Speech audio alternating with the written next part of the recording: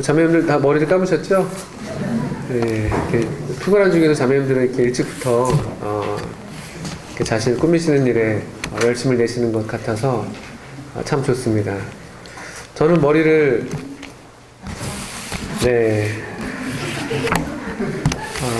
그러고 싶었는데 그럴 수가 없었습니다. 어쨌든 그래 나름대로 좀 그 빗질을 좀 하고 왔는데 보기가 이렇게 아주 싫지는 않으시죠? 예, 뭐 저걸로 오신 건 아니니까 어쨌든 좀 참아주시고 정 보기가 좀 민망하다 그러시면은 하나님 말씀 고개 딱 숙이시고 하나님 말씀에 집중하시면은 좋을 것 같아요.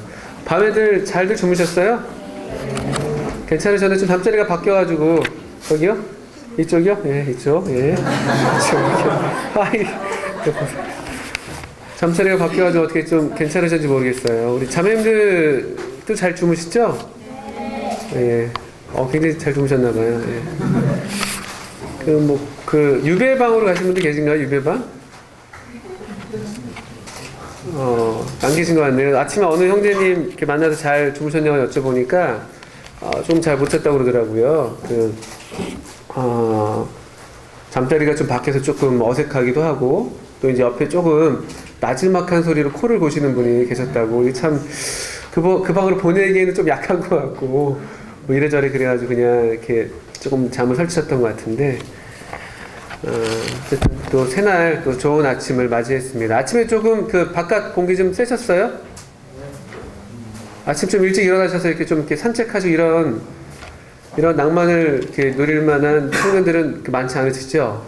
그것보다 보통 아침잠을 선택하시는 편이 더 많으셨을 텐데, 식사도 안 하신 분들도 더러 계실 것 같기도 하고요. 다들 드셨나요? 네. 제가 가니까 거의 이제 처음이었던 것 같더라고요. 우유가 하나도 안 따져 있었어요, 우유가 어딘지도 모르고 그래서 이제 냉장고를 열어서 제가 우유를 이렇게 열었었는데, 우유들 다 드셨습니까? 우유나 뭐 음료수들? 네, 거의 냉장고에 있었습니다. 안에 좀 춥죠? 괜찮으세요? 발도 좀 시린 것 같고, 양말도 다 신으셨는지 모르겠는데, 앉아있는데, 발을 이렇게 좀 이렇게 뻗게 되더라고요. 이렇게 바닥에 닿지 않게. 조금 이렇게 쌀쌀한데요. 그래도 우리 함께 청년이니까, 또 청년의 열기로, 또 이렇게 좀 따뜻하게, 또 조금 이렇게 좀 춥게 느껴지면요, 서로 좀 이렇게 살도 좀 부벼내시고, 이렇게, 그렇게 자매님들끼리, 형제님들끼리 이렇게 좀 어깨도 대시고, 그러셔도 좋습니다. 우리 룻기, 이제 말씀을 이제 시작하겠습니다. 룻기 1장 말씀을 먼저 한번 펴두시면 좋겠죠?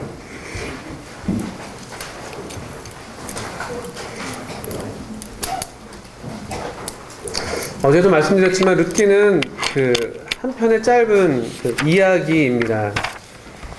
또 언뜻 봐서는 뭐 전형적인 이야기 패턴일 수도 있죠. 우리 여러분들 좋아하는 드라마들에서 많이 볼 수 있는 구조들, 불행한 예쁜 한 여인이 누굽니까? 왕자님 같은 그런 사람을 만나가지고, 보통 실장님, 뭐 이사님 이런 분들이잖아요, 그죠? 만나가지고 아름다운 사랑을, 역경을 딛고 사랑을 이루는 그런 이야기처럼 보이는 그런 책이기도 합니다. 실제로 룻기는 참 사랑받는 책이라고들 하죠. 그래서 유대인들은 절기 때, 특별히 오순절 때 이 룻기를, 여러 절기들 가운데 있는 책들이 5권인가 있었는데 그중 이 한 권을 꼽을 정도로 아주 이 유대인들로부터 사랑받는 그런 책입니다. 내용 자체도 뭐 사실 유대인뿐만 아니라 어떤 사람이 들어도 참 이렇게 아름답고 따뜻하고 낭만적이고 뭔가 가슴 설레게 하는 그런 이야기이기 때문에도 그렇지만요. 또 특별히 유대인들에게는 이 이야기 가운데, 이 짧은 이야기 속에서 놀라운 그들의 어떤 민족적인 기대, 민족적인 소망의 성취를 내다보게 하는 그런 이야기가 이곳에 숨어있기 때문에, 이곳에 내포되어 있기 때문에 더더군다나 사랑을 받는 책인 것 같습니다.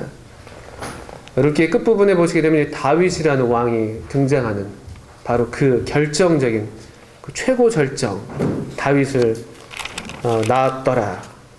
이렇게 끝나잖아요. 다윗을 낳았더라. 아름다운 결말이 그들의 어떤 민족적인 소망과 결부가 되어 있습니다. 실제로 이 책은 그런 의도로 쓰여졌던 것 같아요. 우리가 잘 보셔서 아시겠지만 이 책의 위치가 지금 이 사사기와 사무엘상 사이에 끼어 있죠. 또 이 룻기의 배경이 되는 그 시대를 룻기 1장 1절에서는 사사들이 치리하던 때라고 분명하게 밝히고 있습니다. 먼저 좀 배경에 대해서 말씀을 함께 좀 살펴보려고 해요. 왜냐하면은 이 책이 이야기니까 이야기를 이루는 그 요소들이 뭐죠?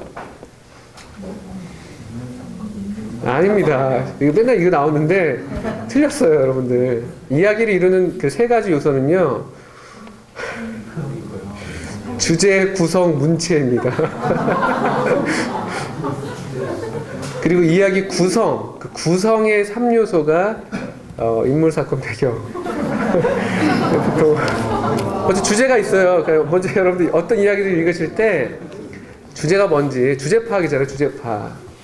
그리고 이제 어떤 구성, 그 뼈대를 이야기를 어떤 구조를 통해서 그 주제를 향해서 나아가는 거기 때문에 그 다음에 이제 구성을 살피는 거죠. 어떻게 구성되어 있는지, 누가 나오는지, 거기에 어떤 사건들이 있는지, 또 어떤 시대, 어떤 공간을 배경으로 하는 그런 짜임새를 갖고 있는지, 그리고 뭐 또 조금 더 할 수 있다면 문체까지, 이게 제가 좀 국어 수업을 하는 건지 뭐 하는 건지 모르겠는데, 어쨌든 그렇습니다. 그래서 배경을 좀, 우리 먼저 일단은, 이 이야기 자체를 이루는 게 바로 구성이기 때문에, 그 자체를 이루는 요소들 가운데 배경을 먼저 좀 보려고 합니다. 실제로 이 룻기도 그런 식으로 시작하고 있잖아요. 배경을 먼저 제시를 해주죠. 그러니까 상당한 의미가 항상 있습니다. 배경은요. 사사들의 치리하던 때라고 되어 있습니다. 언제일까요? 네, 사사 시대입니다. 맞습니다. 사사 시대. 사사 시대에 많은 사사들이 있었습니다. 또 사사기가 아주 꼭 연대순으로 배열됐다고 보기 어려울 수도 있는 면들이 있습니다. 어떻든 간에 사사기 전반부 쪽에 해당될까요? 후반부 쪽에 해당될까요? 그럼 생각해 보셨습니까? 저도 궁금했는데 아무리 봐도 사사기 초반부일 가능성이 크다라고 말씀을 드릴 수가 있는데, 첫째로 등장인물 때문에 그렇습니다. 우리 등장인물, 이게 사실 이 여기 나오는 사람들, 뭐 엘리멜렉, 나오미, 뭐 룻, 보아스, 이런 사람들에 대한 정보가 다른 데서 그렇게 많이 나와 있지 않는데, 하나 우리가 주목해서 볼 만한 정보는요, 마태복음에 나와 있는 정보인데요. 한번 마태복음 1장을, 여기 이제 우리 룻기에는 항상 손을 넣으시고요. 마태복음 1장을 먼저 한번 보겠습니다. 마태복음 1장 5절.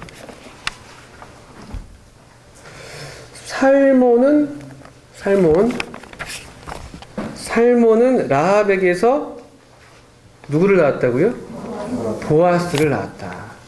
그리고 보아스는 룻에게서 오벳을 낳았다. 아브라함과 다윗의 자손 예수 그리스도의 계보를 설명하면서 이 보아스라는 인물, 그리고 룻이라는 인물이 우리 여기 지금 등장하는 걸 보게 됩니다. 근데 보아스는요, 라합의 아들이라고 표현되어 있습니다. 우리가 되게 거의 확신컨대 이 라합은 바로 그 라합. 누구죠? 예, 정탐꾼을 숨겨주었던 기생 라합. 이 가능성이 큽니다. 사사기에 처음 등장하는 그 사사가 온니엘이라는 사사죠. 갈렙의 조카입니다. 갈렙. 이스라엘을 가나안 땅으로 인도했던 여호수아와 동시대에 있었던, 여호수아의 동역자였고 친구였고 조력자였던 바로 그 갈렙의 조카가 온니엘 처음 사사입니다. 그러니까 시기적으로 이렇게 계산을 얼추 따져봤을 때 라합의 아들로서 보아스가 있고요. 그리고 온니엘 바로 그 다음에 등장하는 사사가 에훗입니다. 에훗. 그리고 에훗 때에 모압왕 에글론을 찔러 죽인 그 이야기가 사사기 3장에 등장하죠. 그리고 바로 이 사건 이후로 이스라엘에 좀 평화가 있었습니다. 모압이 오히려 이스라엘에게 좀 복종하는 그런 이야기가 사사기 3장에 또 등장하죠.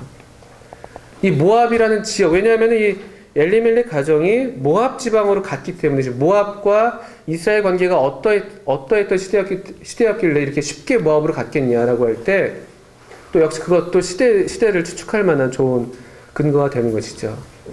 지금 이제 모압이 이스라엘보다는 좀 열세에 있었기 때문에 이스라엘 사람이 쉽게 모압으로 갈 수 있는 그런 상황이었지 않겠냐. 게다가 보아스를 라합의 아들로 보게 될 때 성경이 그렇게 말하고 있다면은 이것은 아무래도 그래도 사사기 거의 초반 이스라엘의 그 여호수아 시대 사람들이 거의 다 이제 가고 나서 새로운 세대, 다른 세대라고 불리는 세대였죠. 바로 그 세대가 일어났던 그 초반 세대였을 가능성이 큽니다. 우리 사사들이 치리하던 때니까 한 번 더 그 특징들을 살펴보면요. 우리 사사기 2장에 먼저 좀 보겠습니다. 사사기 2장 10절.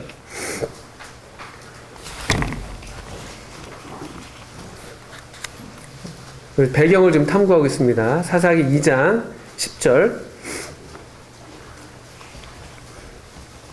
잘 아는 말씀입니다. 그 세대 사람도 다 그 열조에게로 돌아갔고 그 후에 일어난 다른 세대는 여호와를 알지 못하며 여호와께서 이스라엘을 위하여 행하신 일도 알지 못하였더라. 11절. 이스라엘 자손이 여호와의 목전에 악을 행하여 바알들을 섬기며 애굽 땅에서 그들을 인도하여 내신 그 열조의 하나님 여호와를 버리고 다른 신 곧 그 사방에 있는 백성의 신들을 쫓아 그들에게 절하여 여호와를 진노하시게 하였으되. 이 사사시대, 사사들이 치리하던 때의 특징은요, 이런 때입니다. 하나님을 알지 못하는 때예요. 하나님을 알지 못하는 때, 전반적으로 이 시대를 딱 평가했을 때 성경 기자는 또 성령께서는 이 시대는 하나님을 알지 못하는 세대다. 안다고 하는데 하나님에 대해서 많은 이야기들을 할 수 있는데 들어왔던 많은 이야기들을 얼마든지 쭉 그냥 구술할 수 있는데 그럼에도 또 여전히 기념이 있고 예식이 있고 절기가 있었음에도 불구하고 그럼에도 성경은 또 성령은 하나님을 알지 못하던 세대다 라고 얘기합니다. 여호와께서 이스라엘을 위하여 행하신 일도 알지 못하였다. 이 말은요, 그들이 어떤 역사를 몰랐다는 얘기가 아니죠. 성경 이야기를 잘 알고 있었죠. 그 앞선 세대 이야기를 알고 있었는데 당시 이 하나님이 정말 살아계셔서 그때 그렇게 일하셨던 것처럼 오늘날 우리에게도 일하실 수 있다라는 그런 믿음이 없었던, 그런 식으로 일하시는 하나님에 대해서 지식이 없었던, 하나님은 뭔가 하나님에 대해서 얘기할 수 있는데 하나님은 일하시지 않는, 내 삶에 개입하지 않는, 하나님을 내가 상관하지 않는 그런 세대라고 불리는 것이죠. 성경은 한마디로 이 세대를 다른 세대,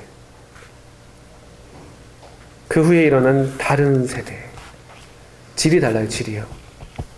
여기 다르다는 말의 뜻은 질이 다른 것. 우리 동질의 어떤 것들을 가리키는 다른이 있잖아요. 뭐 어나더라고 할 수 있을까요?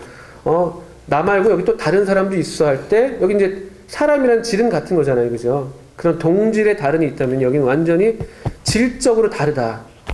전혀 다른 이종의 것이라는 의미의 단어를 그 70인역에서는 사용해서 표현하고 있습니다. 그러니까 강조가 되는 것이죠. 종류가 달라. 이종의 것이야. 앞선 그 모세와 여호수아 시대와는 뭔가 종류가 다른, 변종된, 그게 사사들이 치리하던 때의 전반적인 특징입니다. 그리고 그 결과로 우리 11절 이후로 봤던 것처럼 하나님 목전에 악을 행합니다. 우상을 섬겨요. 하나님을 진노하게 합니다. 이게 사사들이 치리하던 때의 큰 특징입니다. 또 하나 이제 사사시대의 중요한 특징, 사사기 이 시작점과 끝점에서 우리가 보게 되는데 사사기 21장에 있습니다. 룻기 바로 앞에 있죠. 어쩌면 이 사사들이 치리하던 때라고 했을 때 이 룻기의 저자는 바로 이 사사기 21장의 끝 구절을 염두에 더 뒀던 건 아니었나라는 생각을 하는데요. 만약에 이 동일한 저자였다면 특히나 더 그렇겠죠. 대개 저자로는 사무엘이었을 것이라고 이제 보통 추측을 합니다. 어떻든 간에요. 사사기 21장 25절입니다. 그때 이스라엘에 같이 읽어볼게요. 한번 조금 뭐 개역 개정이 있고 개역 한글이 있고 어린이 성경도 있고 그렇겠지만 같이 한번 읽어보겠습니다. 대충 이렇게. 네. 자, 시작. 그때 이스라엘에 왕이 없으므로 사람이 각각 그 소견에 오른 대로 행하였더라.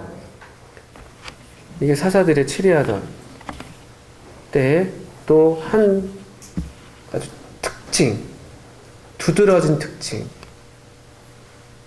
하나님을 알지 못하고 하나님 행하신 일도 알지 못하던 다른 세대였고, 그리고 그들은 왕이 없었다. 물리적으로 물론 왕이 없었죠. 아직 그 왕정 시대에 들어가기 전이었으니까.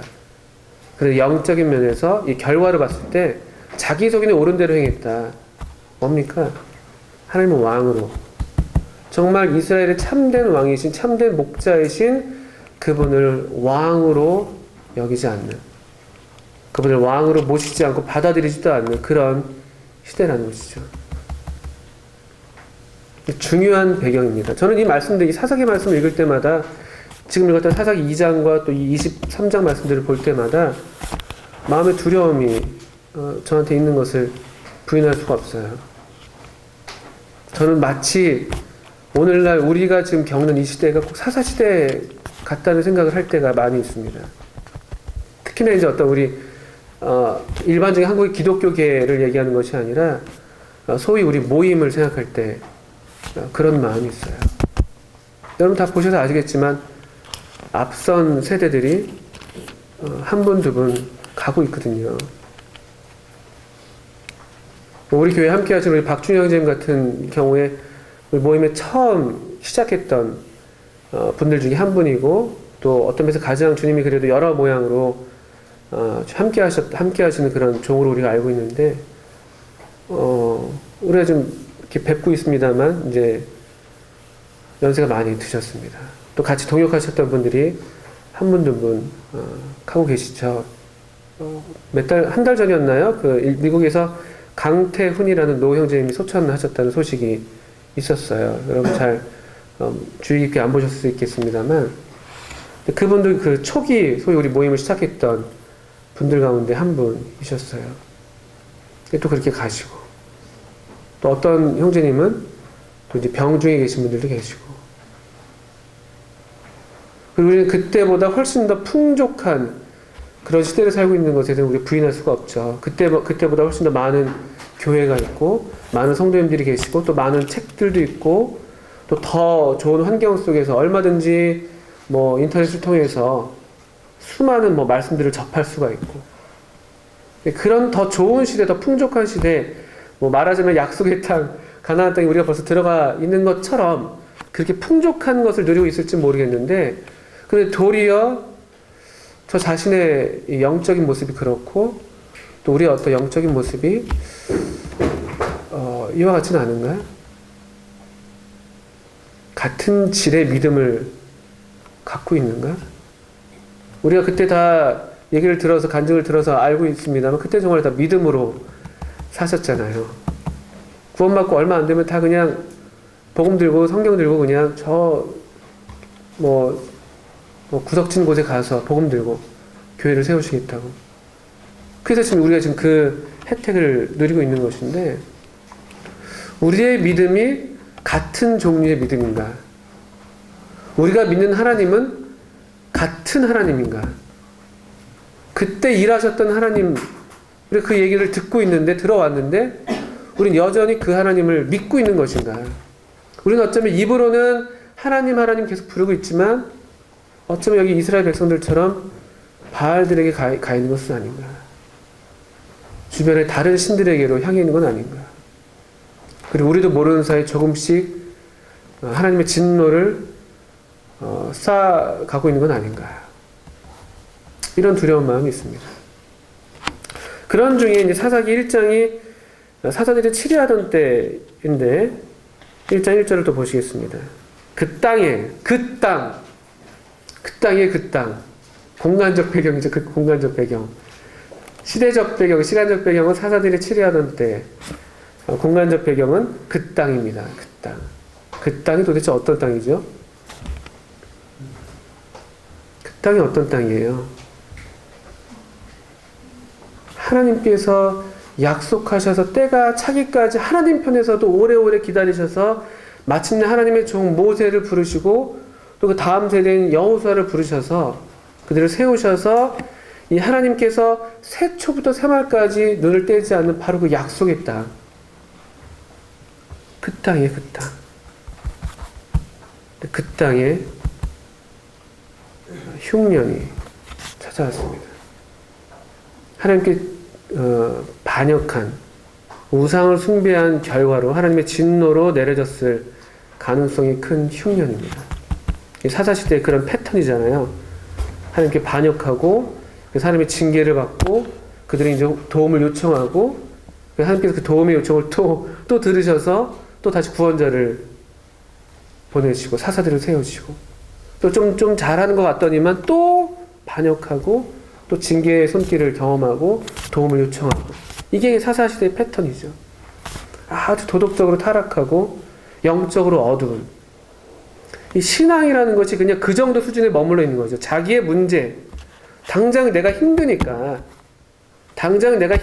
그냥 하나님 저 좀 도와주세요. 그 정도에만 머물러 있고 더 놀라운 건 하나님은 그런데 너무 자비하셔서 그런 어떤 탄식하는 소리 그런 도움의 호소에 또 하나님의 마음을 다시 녹이셔서 스스로 마음을 녹이셔서 그들을 구원하시는 그런 수준의 시대였고 그 땅에 또 하나님의 징계의 손길로 흉년이 왔을 가능성이 큽니다.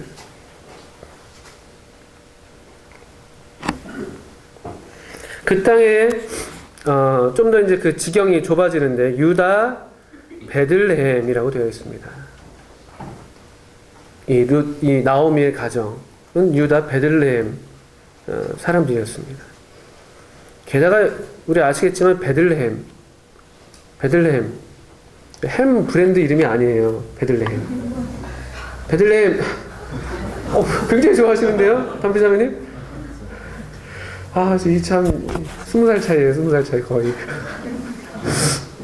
저도 이렇게 더욱 노력하겠습니다. 죄송합니다. 물 한잔 마시고요. 베들레헴이 어떤 곳인가요? 베들레헴의 그 뜻 많이들 아시겠습니다만 베들레헴은 어떤 뜻을 갖고 있는 지명이죠? 네? 네, 떡집입니다. 떡집. 빵집, 떡집. 빵이 좀 더 우리한테는 좀 와닿죠? 그죠? 떡보다 빵이잖아요. 예? 거기도 빵이 있었죠. 거기도 빵이었겠죠, 사실은. 그죠? 빵. 예. 예리한 지적이십니다. 역시 성령교사. 빵집. 베들레헴이에요, 베들레헴. 빵집이요, 빵집. 아마 굉장히 곡창지대였을, 지금도 그렇고요. 곡창지대라고 얘기를 하죠. 그래서 아주 이렇게 곡물이 풍족한 그런 지역인데, 근데 그 지역에 지금 흉년이 든 거예요. 그 지역이에요. 이 마땅히 먹을 것이 풍족한 곳인데, 그럼에도 불구하고 지금 흉년이 왔다. 이건 굉장히 비범한 일입니다. 보통 일이 아닌 거예요. 이 일을 그냥 단순하게 우리 일반적인 어떤 우리 인생사에서 경험하는 그냥 작은, 크고 작은 그런, 희노애락 가운데 그런 하나가 아니라, 이건 보통 일이 아닌 것이죠. 원래 그냥 일반적으로 자연스럽게 본다면 굉장히 풍요로워할 그곳인데, 거기 지금 흉년이 왔다. 이건 대단히 의미심장하게 받아들여야 할 사건입니다. 이건 하나님이 지금 뭔가 특별한 방식으로 간섭하고 있는 거다. 개입하고 있는 거다. 우리 가운데 일어나는 여러 일들 가운데 어떤 일들은 이러한 성격의 일들이 있을 수 있습니다. 좀처럼 우리가 잘 하나님의 말씀에 하나님의 음성에 귀 기울이지 않으니까, 좀처럼 우리가 그분께로 관심을 두지 않으니까 하나님께서 특별한 방식으로 우리에게 손을 대실 때가 있는 것이죠. 그럴 때 우리가 어떻게 해야 하는가? 그런 면이 우리에게 중요한 교훈이 되는데 여기 한 실패한 모습을 보게 됩니다. 유다 베들레헴에 한 사람이 그 아내와 두 아들을 데리고 모압 지방에 가서 우거하였는데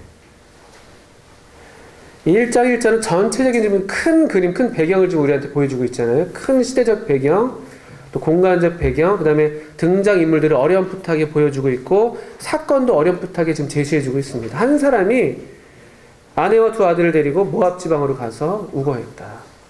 2절에 좀 더 구체적으로 그 이름들이 나오죠. 그 사람의 이름은 엘리멜레, 아내 이름은 나오미, 두 아들의 이름은 말론과 기럧. 유다 베들레헴 에브라스 사람들이다. 이 하나님께서 특별하게 우리에게 손을 대실 때 어떤 종류든지 간에요. 우리 겪는 다양한 경험들이 다 다르니까요. 어떤 분들은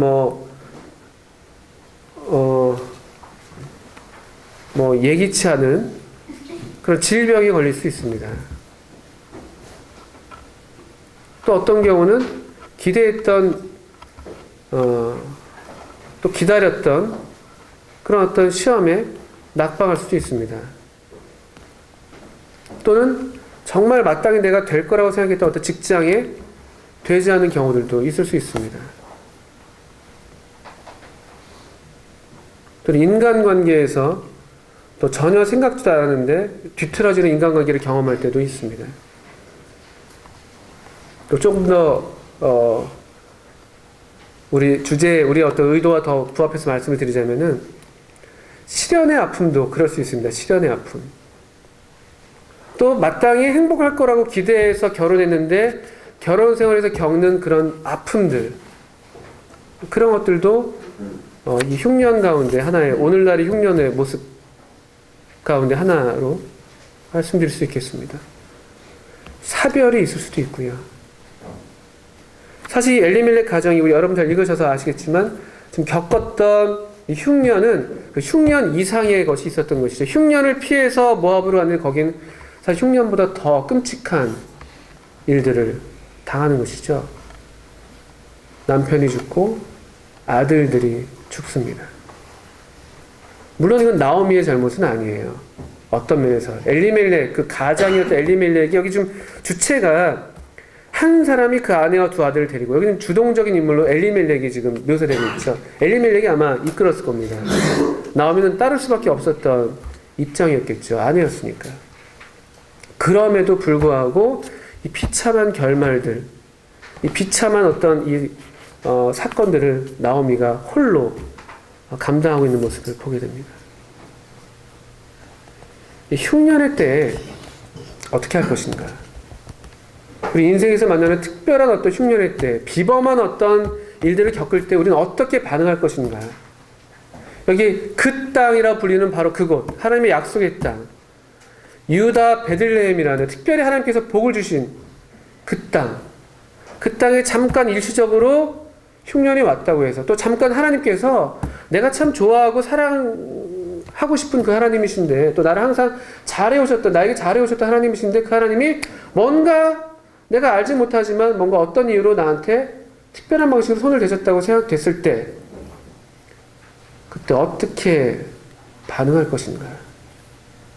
이 엘리멜렉, 사자들이 치리하던 때의 그 시대에 걸맞게도 아무런 부담 없이, 왜냐하면 그냥 자기 속이 오른 대로 행했으니까요. 아무런 부담 없이 그냥 모압 땅으로 갑니다.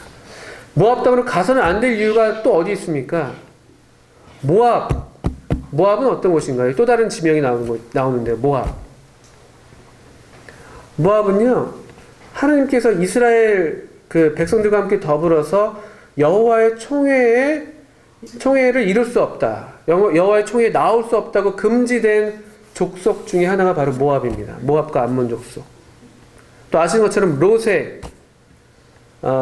그 며느리죠? 아니죠. 롯의 딸들이죠. 죄송합니다. 헷갈렸네요. 유다랑요. 롯의 딸을 통해서, 롯과 딸의 부정한 관계를 통해서 생산된 아들, 또 그 아들을 통해서 생겨난 족속입니다. 또 모압은요, 지역적으로 보면요, 이 그 땅, 약속의 땅은 요단강 서편입니다. 모압은 요단강 동편이에요. 다시 우리 그 건너왔던 그 강을 하나님, 일하시는 하나님, 살아계신 하나님께서 능하신 기적으로 그 강에 길을 내셔서 놀랍게 강을 건너와서 약속의 땅에 들어왔는데 모압 땅으로 돌아간다는 것은 다시 그 하나님의 인도하심을 저버리는 바로 그런 행위입니다. 약속의 땅을 뒤로하고 다시 요단강을 되건너가는 그런 행위예요. 왜 그렇게 했겠습니까? 엘리멜렉이 왜 그렇게 했을까요? 단순해요. 흉년이 왔으니까. 근데 거기까지밖에 못 본 거예요. 흉년만 본 거예요. 흉년을 통해서 하나님께서 말씀하시는 무언가에 귀 기울이기보다는 흉년만 본 것이고, 흉년을 피해서 그냥 보기에 조금 더 좋아 보이는 모압 땅으로 가기로 선택했던 것이죠. 자기의 소견이 옳은 대로 행한 모습이죠. 이것이 또 얼마나 참 모순적인 것은 엘리멜렉이라는 사람, 그 이름의 뜻 때문에 더 이 장면은 아이러니합니다. 엘리멜렉이라는 이름은요, 하나님은 나의 왕이시다라는 뜻이에요. 이 사사시대에 아마도 엘리멜렉의 부모님들이 그 여호수아와 그 장로들이 생존했던 당시의 사람들, 그 세대에 속해 있었지 모르겠어요. 그래서 이제 엘리멜렉을 낳고 이름을 지을 때 엘리멜렉, 하나님은 너의 왕이셔야 돼. 하나님은 우리 아들의 왕이셔야 돼. 그런 얼마나 참 벅찬 그 기대와 기쁨과 확신과 그런 가운데 이름을 지어줬겠어요. 이 능하신 하나님의 기적을 경험하고 마침내 약속의 땅에 들어와서 그 기쁨 가운데 이 아들을 낳지 않았겠어요? 그런데 이 엘리멜렉, 그 이름의 뜻은 하나님은 나의 왕이다. 근데 전혀 그 이름에 걸맞지 않게 그냥 다른 모든 사람들이 보통 그 당시에 그렇게 했던 것처럼 그냥 쉽게 왕 되신 하나님을 따르기보다는 그분의 말씀이 있는 곳, 그분이 명하신 것, 그것에 순종하기보다는 당장 눈에 보이는, 말 그대로 소견에 오른 대로 눈에 보이는 거잖아요. 눈에 보이는 것. 그렇게 선택을 했던 것이죠. 이것이 오늘날 우리에게 던져주는 중요한 교훈이 있다고 생각이 들어요. 뭐 지금 우리 시대가 아까도 말씀드렸지만 영적인 면에서 저는 사사시대라는 생각을 지울 수가 없습니다. 또 우리 가운데 여러 모양의 흉년들을 하나님께서 보내시는 것도 보게 됩니다. 아까 말씀드렸던 여러분들이 겪고 있는 그런 문제들 잘 안 되는 거예요. 뭔가 직장도 잘 안 되는 것처럼 보이고, 뭔가 진로도 내 뜻대로 잘 이렇게 풀리지 않고, 결혼도 지금 잘 안 되는 것 같고, 관계는 갈수록 틀어지고, 가정 모양은 점점 더 구질구질해 보이고, 또 뜻하지 않은 질병도 계속 얻게 되고, 그럴 때 어떡하냐라는 문제인 것이죠. 엘리멜렉의 이 선택은요, 단순해요. 하나님의 말씀을 그가 모르지 않았을 것입니다. 그리고 여기 이 땅이 자기가 있어야 할 곳이라는 것도 알았을 것이에요. 그럼에도 불구하고 딱 한마디 아주 쿨합니다. 그냥 우리 본문에 안 나와 있지만 어쨌든 먹고 살아야 되잖아요. 그거 아니에요? 어쨌든 먹고 살아야 되잖아요. 이 이유로 우리가 얼마나 많이 하나님의 말씀을 타협하고 떠나고 있는지 몰라요. 어쨌든 먹고 살아야 하잖아요. 우리들의 직장 선택을 생각해 보세요. 여러분 얼마나 정말 주일 집회나 수요 집회나 이 하나님의 집, 떡집, 하나님의 이 정하신 그 땅, 그것을 얼마나 고려하면서 여러분의 직업을 또 직장 환경을 따져보시나요? 또는 우리 청년 때 어쨌든 결혼을 해야 되잖아요. 그래서 얼마나 우리가 쉽게 우리 기준을 낮추나요? 하나님께서 분명히 명하신 분명한 하나님의 말씀을 슬그머니 못 본 척하고 그냥 무턱대고 하나님의 은혜, 하나님의 자비하심에 의지하는 태도가 우리 얼마나 많이 하나님을 이용하는 거 아니에요? 하나님이 자비하시죠, 물론. 저도 압니다.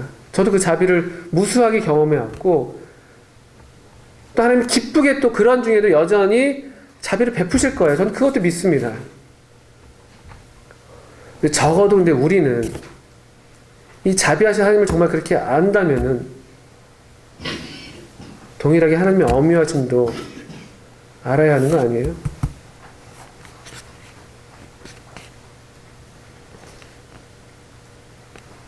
제 마음에 참 부담이 있어요. 그 책임감을 통감합니다. 흉년의 때에 어떻게 살아나갈 것을 충분하게 못 가르쳐 드리는 것 같아서 마음이 괴로울 때가 있습니다. 여기 하나님의 떡집에 하나님 말씀이 풍성하게 있어서 계속 풍족하게 먹여드려야 되는데 그렇지 못하는 것 같아서 마음이 죄송할 때가 있어요. 그러니까 흉년을 때 만났을 때 방황하는 거죠. 쉽게 방황합니다. 하나님의 말씀을 뒤로합니다. 분명한 말씀, 더 분명한 말씀들이, 더 명료한 말씀들이 있는데 흐릿한 하나님이 그렇게 하실 수도 있지 않겠어? 거기에 우리 자신을 기대는.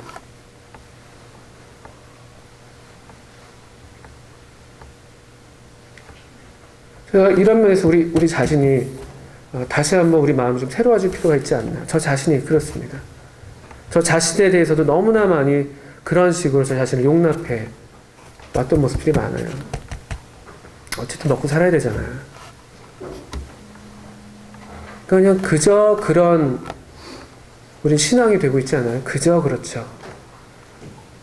뭐 별 다를 것도 없어요.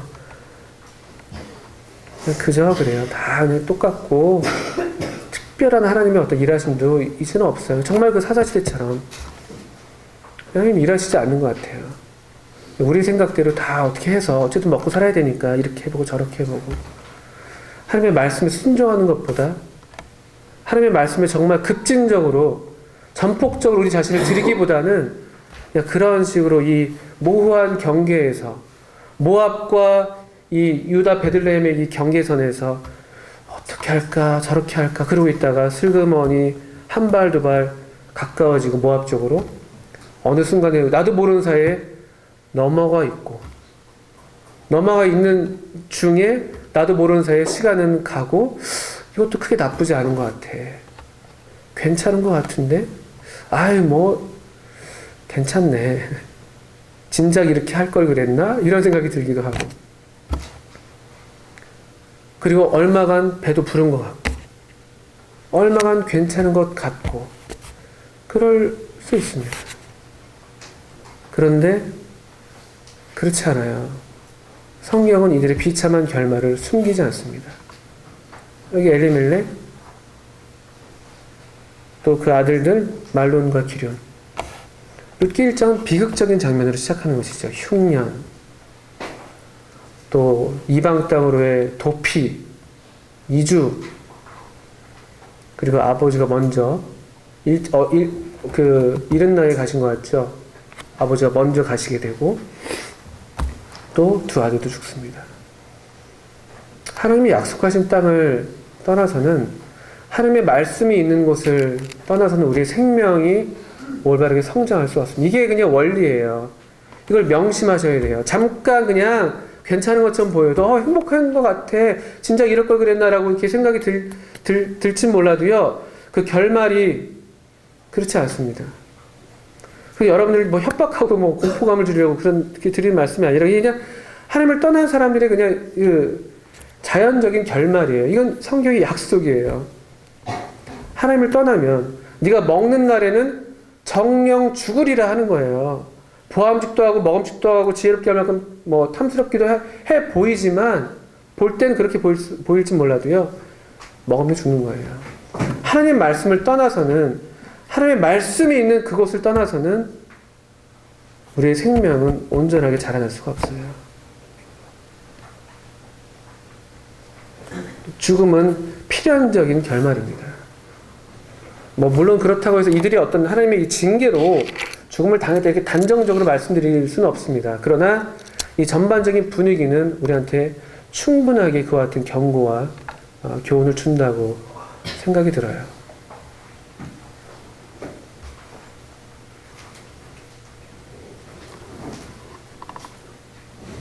룻기는 이렇게 비극적인 이야기로 시작합니다. 한 가정의 몰락이에요, 몰락. 더 좋은 환경, 당장의 어려움을 피해서 좀 더 나은 환경으로 가겠다고, 좀 더 내 가정 살려보겠다고 했던 이 사실은 평범하고 일상적인 가장일 수 있어요. 좀 먹을 게 없는데요. 자식들 먹여 살려야 되는데, 아내를 먹여 살려야 되는데, 엘리멜렉이 아주 그냥 그런 평범하고 상식적인 그런 남편이었을 겁니다. 그런 좋은 마음으로 갔겠죠. 그런데 그 결말이 그 정도 상식으로 우리가 살아가는 사람들이 아니라는 거예요. 엘리멜렉, 하나님은 나의 왕이시다라고 고백하는, 그렇게 하나님을 따른다고 하는 사람들은요, 그 정도 상식으로 우리가 살아갈 수 없는 사람들입니다. 거기에 만족이 될 수도 없고, 거기에 만족하는 순간 우리의 생명은 사실은 이 엘리멜렉이 그랬던 것처럼 죽어가는 거예요. 살았다는 이름은 가졌으나 죽은 자다. 어느 한 교회를 향해서 하나님께서 평가하신 무서운 말씀이에요. 살았다는 이름은 가졌으나, 이름은 가졌잖아요, 엘리멜렉. 근데 누가 왕이에요? 누가 왕입니까? 하나님은 나의 왕이라고 항상 얘기하고 있고 항상 불러대고 있지만 도대체 우리 인생의 왕이 누구냐는 것이죠. 우리 인생의 선택에 있어서 과연 하나님은 얼마만큼 고려가 되고 있는가? 하나님의 말씀은 얼마만큼 존중되고 있는가? 거기 우리 생사가 달려 있습니다. 살고자 하다가 죽는 거예요. 누구든 자기 목숨을 구하고자 하는 자는 잃을 것이요, 자기 목숨을 잃고자 하는 자는 얻을 것이다. 이때 엘리멜렉이 이 하나님의 말씀이 있는 이 약속의 땅에 그대로 머물러 있기를 선택했더라면, 당장 또 얼마간은 좀 고단하고 또 좀 이렇게 힘든 시간들이 가족 모두가 겪는다 할지라도, 또 그걸 바라보는 이 가장의 아픔, 그게 적은 건 아니죠. 그게 작은 건 아닙니다. 그렇지만 그럼에도 이 하나님의 말씀을 의지해서 거기에 있기를 선택했었더라면,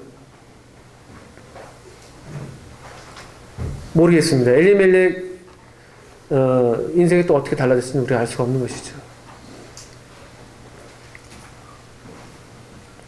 저는 이 시대에, 오늘날 이 시점에 우리에게 회복되어야 될 근본적인 것이 바로 이것이 아닌가요? 우리 하나님 믿는다고 하잖아요.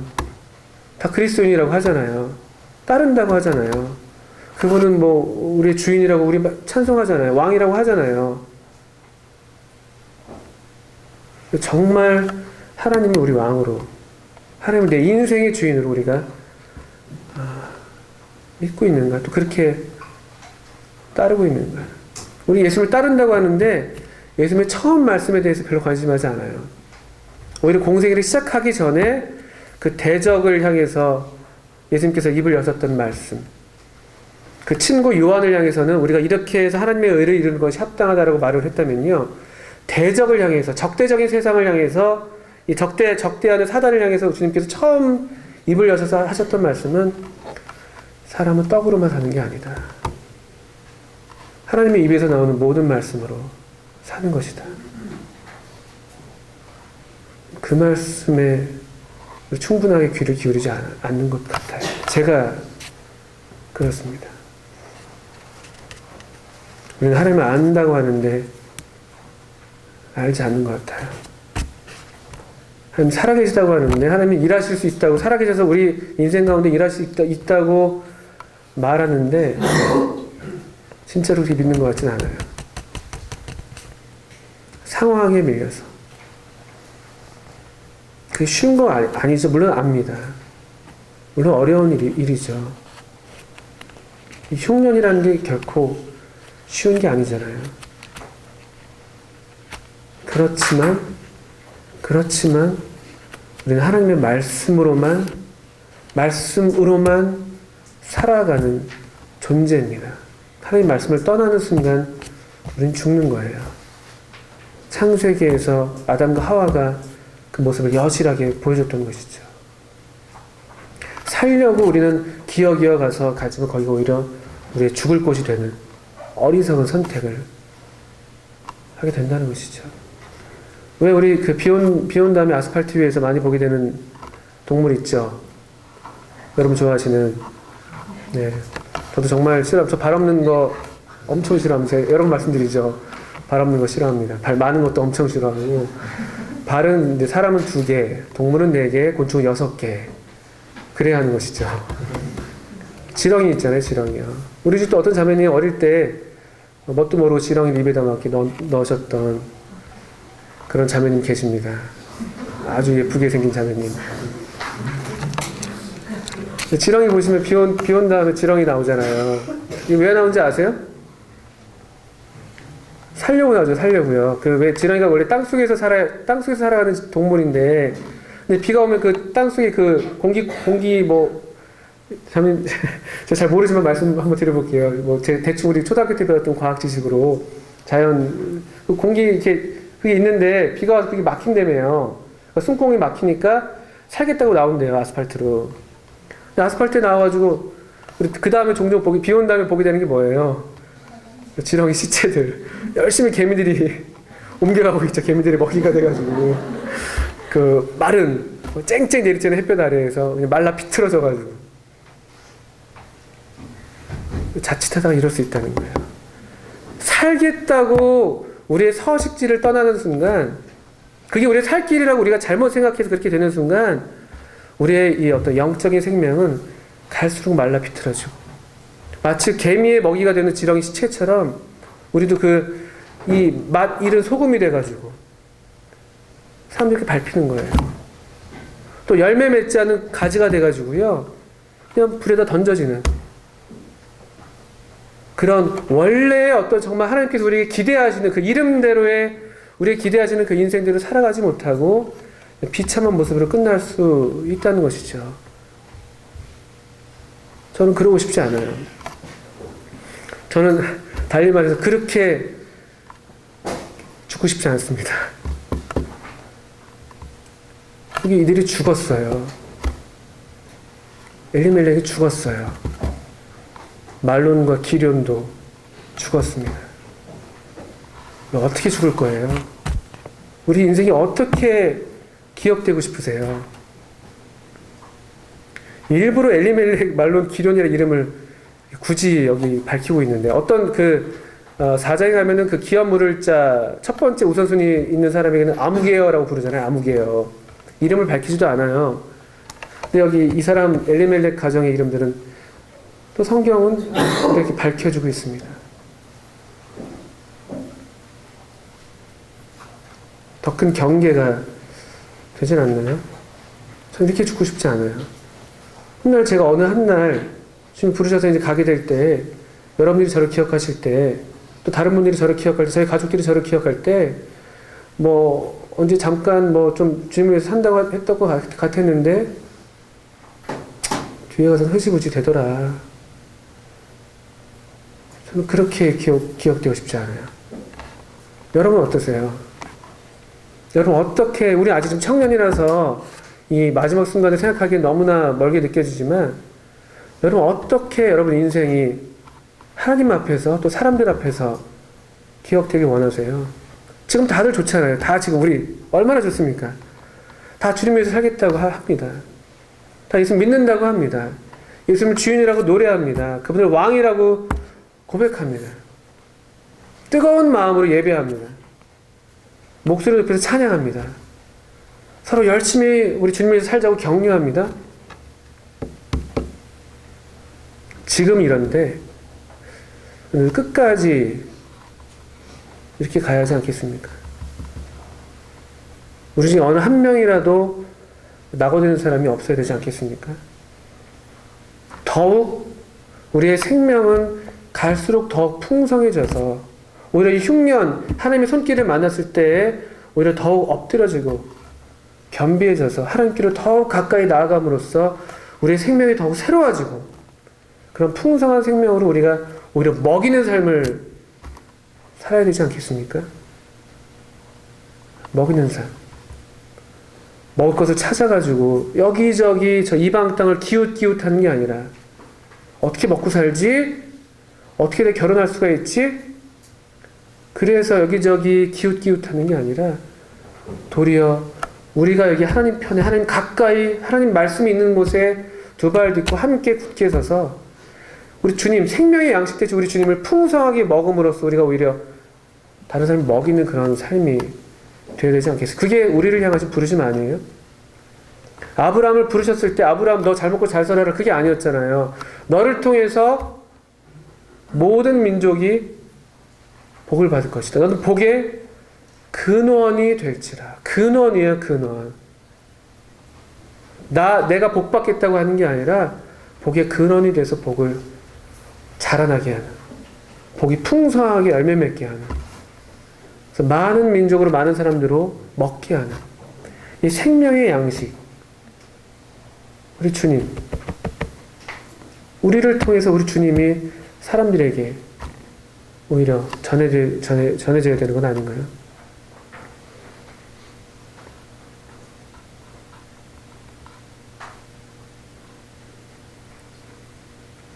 사사들이 치리하던 때 그 땅에 흉년이 드니라. 사사들이 치리하던 때에 그 땅에 흉년이 드니라. 우리가 이런 시대를 이 나오미가 겪었던 이 엘리멜렉 가정이 겪었던 그런 비슷한 시대를 살아가고 있습니다. 어떻게 선택하시겠습니까? 사람의 진가는 어려울 때 나타나요. 어려울 때. 좋을 때는 다 좋습니다. 근데 인생에 정말 위기를 만났을 때, 실패와 좌절을 겪었을 때, 그때 어떻게 반응하는가? 그때 진가가 나타납니다. 하나님은 때로 이런 어떤 시련들을 통해서 우리를 더욱 단련하셔서 이렇게 정말 참된 믿음으로 더욱 빚어가시죠. 또 그러면서 또 동시에 우리에게 있는 이런 찍기들, 마치 여기 타작마당에서 이 타작할 때 무거운 거는 이 가라앉고 이렇게 타작 체질을 하잖아요. 그러면 가벼운 건 바람에 이렇게 날려서 그 겨들 같은 것들, 왜 시편 1편이죠. 바람에 날리는 겨와 같도다. 바람에 날아가거든요. 이런 어떤 체질, 이런 흉년이라는 어떤 이런 우리 인생에서 겪는 그런 어려운 일들은 하나님께서 우리 신앙을, 우리의 정말 믿음을 체질하는, 타작하시는 그런 특별한 시간입니다. 우리에게 있는 찢기가 재해지는 그런 시간. 신앙의 거품들이 휙 날아가는 시간, 순간. 그때 우리의 진가가 드러나요. 환난 날에 낙담하면 내 힘의 미약함을 보이는 것이다. 잠언 말씀에 이런 말씀이 있어요. 환난 날에 낙담하게 될 때 낙담하는 사람, 그 정도의 사람이라는 게 드러나는 것이죠. 그런데 오히려 환난 때에 비가 오고 바람이 불어 창수가 나도 오히려 무너지지 않는. 비는 옵니다. 바람이 불어요. 창수가 나요. 우리의 신앙의 진가가 그럴 때 드러나는 것이에요. 힘들 때, 어려울 때, 인생에서 어려움을 만날 때도 그렇고요. 또 교회에서 또 어려운 일들을 겪을 때도 그렇고요. 교회 좋을 때 교회는 그게 뭐 대수로운 일인가요? 좋은 교회 다 누구라도 가고 싶은 거죠. 근데 모르긴 몰라도 저도 두려운 마음으로 예상하는데 어느 한 날 우리 교회도 흉년이 올지도 몰라요. 그런 일이 없어야 되겠습니다만 그럴 때도 우리 진가가 드러나요. 저는 그럴 때에도 여기 앉아 계신 우리들이 함께 계속 이 베들레헴 그 땅에 함께 남아 있어 주시기를 부탁드립니다. 그때 어려움도 우리가 함께 겪고 났을 때, 어려움을 우리가 서로 격려하면서 힘들지만 같이 통과해냈을 때 다시 하나님께서 우리를 권고하시는 때 1장 6절에 보이는 것처럼 여호와께서 자기 백성을 권고하사 그들에게 양식을 주셨다함을 들었으므로 하나님께서 다시 우리 가운데 찾아오시고 권고하신다는 말은 찾아오신다는 말씀이거든요. 다시 우리 가운데 기쁘게 자리하시고 편안하게 우리 가운데 휴식하시고 또 그래서 우리를 통해서 살아계신 하나님께서 일하시는 그러한 때를 우리가 만나게 된다면 얼마나 더 큰 감격이 있겠어요? 저는 여러분들에서 그런 모습을 봤었습니다. 그때 이 나오미처럼 제가 함께하지 못해서 얼마나 아쉬웠는지 몰라요. 2005년부터 2008년 제가 중국에 있었을 때 다 아시겠지만 제가 중국에 가기 전에 청년회가 그렇게 녹록한 상황은 아니었거든요. 여기 산 증인들이 몇 분 계신데 어려웠었습니다. 저는 2000년도에 이른 나이에 결혼하면서 청년회를 졸업하고 얼른 결혼해라는 모압당으로 도망갔었습니다. 농담이고 모압당은 아니었고요. 절대 아닙니다. 또 다른 베들레헴. 어쨌든 그리고 어쨌든 우리 청년회가 그렇게 쉬운 상황은 아니었어요. 청년들이 많이 없었고 또 몇 명 되지 않았었고 2005년부터 2008년까지 제가 중국에 있을 때 밖에 나가면 제일 많이 하는 게 뭔지 아세요? 고은희자매님 뭐 하셨어요 도대체? 밖에 나가면 이제 심심하고 외롭고 할 일 없잖아요, 그죠? 엄청 한가해요. 그래도 사람이 없으니까. 제일 궁금한 게 하루에도 뭐 수차례씩 교회 홈페이지에 들어가요, 교회 홈페이지에. 저는 교회 홈페이지에 상당한 애착을 갖고 있습니다. 그래서 우리 홈피가 지금 이렇게 죽어가는 이 작금의 현실에 제가 여러 번 영광의주님한테 부탁드리고 있어요. 바꿔야 됩니다. 다 죽어가고 있어요. 지금 2011년, 10년, 이런 거 딱 대문에 딱 이렇게 있으니까 누가 옵니까? 그럼 안 되는데. 어쨌든, 그때 그렇게 자주 들락날락 해요. 궁금한 거죠. 보고 싶고. 나오미도 아마 그랬을 거예요. 나오미는 그래도 심중에 어떤 굳은 심지가 있었던 여인처럼 보이잖아요. 비록 모압 땅에 있었지만 계속 귀는 바람 따라 들려오는 베들레헴 소식들. 하나님의 땅에서 들려오는 소식들에 귀가 열려있지 않았겠어요? 궁금하죠? 궁금했겠죠? 어느 날 소식이 들려왔던 거예요. 저도 중국에 있을 때 소식들을 들으면서 얼마나 제 마음에서 참 기쁨이 있었고 또 부럽고 그랬는지 몰라요. 함께 하지 못해서.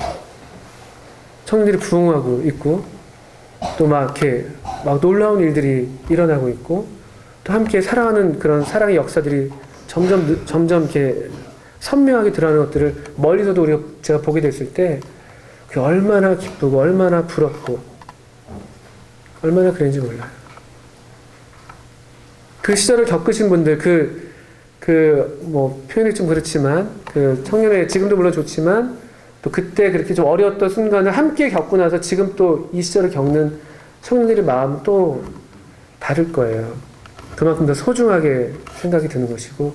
그러니까 김평환 교수님 같은 분들 입만 열면 그냥 침을 뱉어가면서 수시같이 그 얘기를 하는 거예요. 산증인. 본인도 이 엘레멜 같은 사람이었죠. 불량 분자. 죄송합니다. 근데 얼마나 지금 좋아요.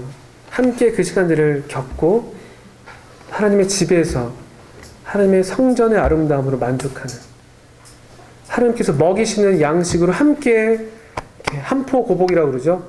부른 배를 두들기면서 만족해하는 또 서로 먼저 먹이려는 그런 모습들 또 우리 중에 줄인 자가 없는지 살피는 그런 사랑들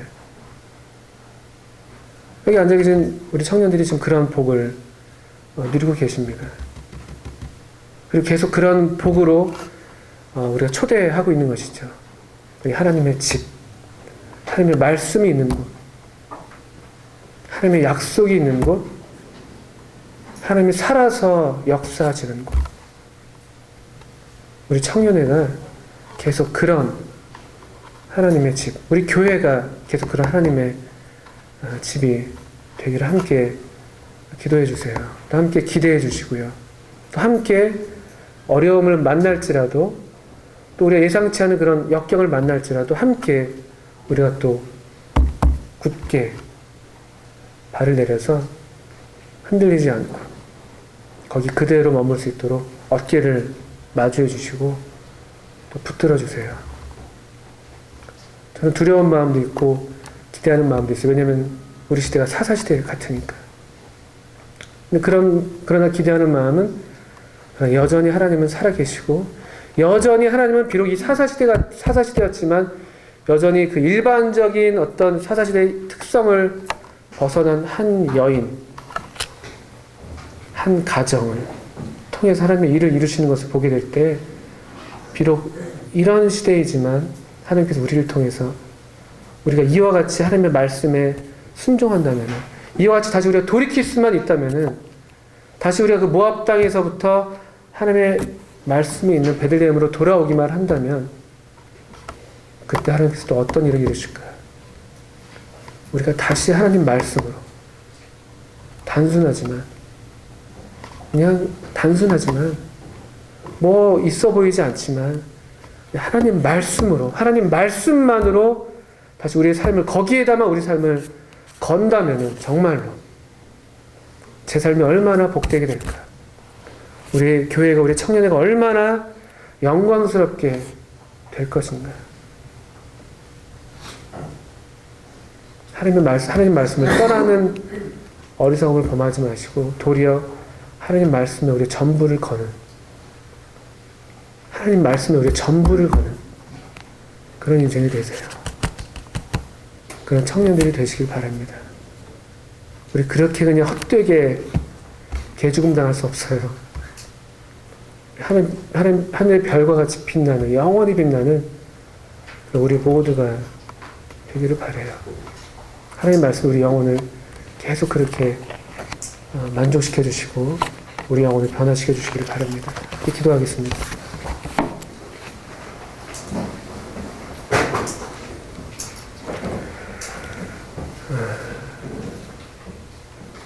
하나님 아버지, 좀 약한 세대를 살아가고 있는 우리 청년들을 주께서 보시겠습니다.